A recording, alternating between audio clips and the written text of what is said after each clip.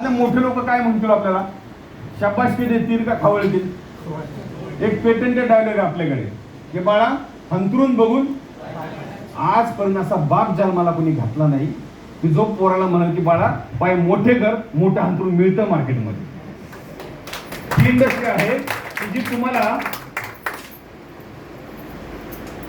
जी तुमच्या विचारांची उंची वाढवायला मदत करते. एक लक्षात ठेवा, यश जर मिळवायचं असेल तर फक्त 2 इंचाच्या जागेवर काम करायचं, फक्त 2 इंचाच्या जागेवर काम करायचं, बाकी कुठंच नाही करायचं. कारण प्रत्येकाकडे सगळे इक्वल आहे, परंतु तेच लोक यशस्वी ज्या लोकांनी इथं काम केलेले. आणि हे प्रोग्राम आमचे काय करतात की तुमची विचाराची उंची वाढवण्यासाठी मदत करतात, तुमच्यामध्ये कॉन्फिडन्स क्रिएट करतात. मित्रांनो, जर तुमच्या स्वतःवर विश्वास नसेल तुम्ही यशस्वी होऊ शकत नाही.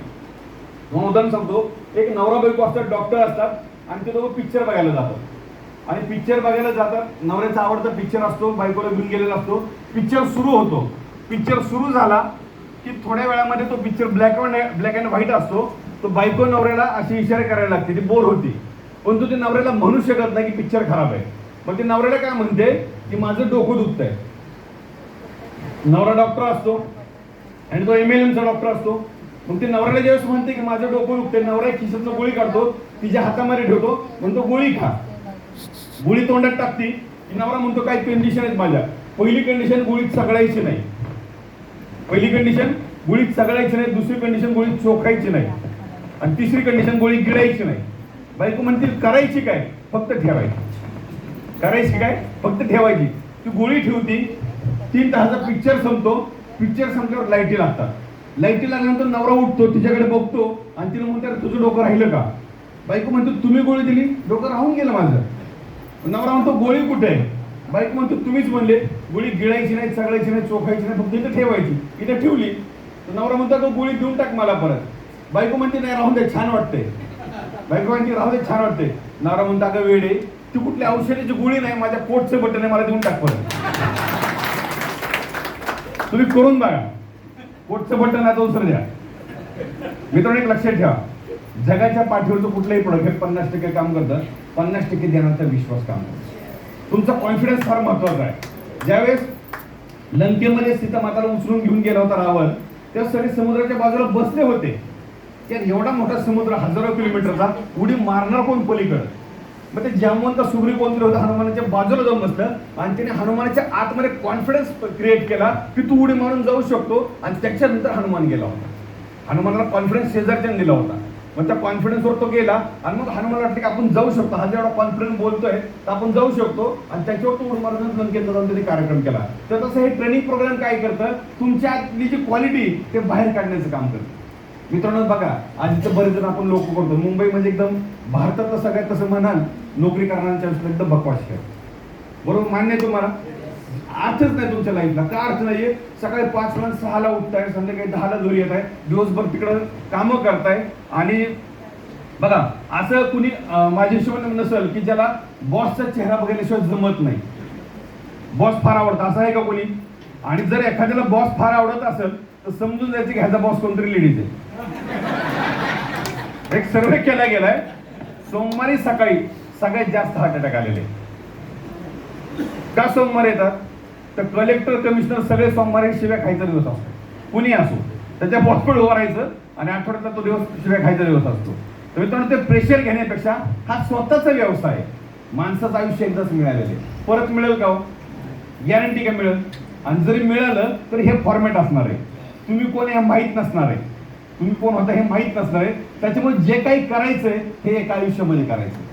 जे काही करायचं आपल्याला हे एका आयुष्यामध्ये करायचं. आणि आपण नशिबाने की आपल्याला आता तो ऍड्रेस ऍटलिस्ट कळलंय तरी की आयुष्यात काहीतरी आपल्याला करायचे. आणि किती दिवस असं मुंबईमध्ये जे लाईफ आहे, नोकरीमध्ये तुम्ही 25-30 वर्ष नोकरी करता, 30 वर्ष रिटायर झाले की गावाकडे जाता, एखादं घर बांधताय, ह्याच्यापेक्षा वेगळं काय करता? एक सर्वसामान्य माणूस आयुष्यामध्ये लग्न करतो, 2 मुलांना जन्माला घालतो, त्यांचे शिक्षण करतो, त्यांचे लग्न करतो, त्यांना नोकरीला जातो, स्वतः गावाकडे जातो, एक खोली बांधतो, पूर्ण आयुष्य बँकेलाच जागवण्यामध्ये जातो नोकरी करणाऱ्या माणसं.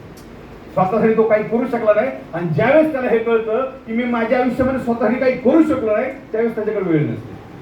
त्याची वेळ संपत आलेली असते. तर मित्रांनो, जगाच्या पाठीवरची चांगली अपॉर्च्युनिटी जर तुम्ही तुमचे 2 ते 5 तास द्यायला तयार असाल आणि कमिटेडली 2 ते 5 वर्ष केलं, तर जे काही स्वप्न तुमचे असतील तुमच्या परिवारासाठी, तुमच्या बायकोसाठी, तुमच्या मुलांसाठी, हे कमवण्याचं सगळ्यात जगातला पाठीवरचा सगळ्यात चांगला प्लॅटफॉर्म म्हणजे धन्वंतरी मित्रांनो. कारण की पुढं सगळं चांगली, पुढं चांगले 16 वर्षाचं बॅकग्राऊंड आहे, 16 वर्षात लाखो लोकांनी पैसे कमवले. परंतु गडबड काय होती, इथं ऐकल्यानंतर आपण जातो आणि शेजारच्याला विचारतो मी अशी कंपनी भेटली जिथं महिन्याला 2 लाख रुपये येतील. शेजारचा काय करत, त्या दिवशीपासून त्याचं टार्गेट मी भिकारी झालो चालू पण तुला पैसे कमवून देणार नाही आणि तुमच्या किडे टाकायचं काम चालू करेल. आता तुम्ही घरी जाऊन फक्त तुम्ही शेजारला म्हणून मी गाडी घेतोय, तो तुम्हाला काय सांगेल, डिझेल महाग होत चाललंय, सर्व्हिसिंगचा खर्च जास्त होत चाललाय, टोल नाके वाढत चालले, पैसे तो देणार आहे का? तुम्ही गाडी घेतली तर सगळ्यात पहिले कोणाच्या पोटात डुकल? म्हणून सगळ्यात पहिली ही अवलाद बंद करायची घरात. ही डेंजर आहे. ही इतकी नालायक जन्माला घातली, 2च अवलाद जन्माला घातले देवाने, जे आयुष्यामध्ये पुढे जाणारी एक अवलाद आहे आणि दुसरी म्हणजे त्यांच्या आयुष्यामध्ये गडबड करणारी ही दुसरी अवलाद आहे.